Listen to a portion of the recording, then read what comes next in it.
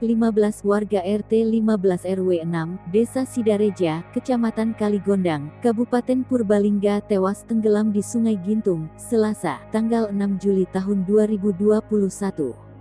Mendengar info tersebut, Basarnas Possar Cilacap menuju lokasi kejadian. Tim kemudian memberangkatkan satu regu beserta peralatan lengkap air untuk melakukan pencarian.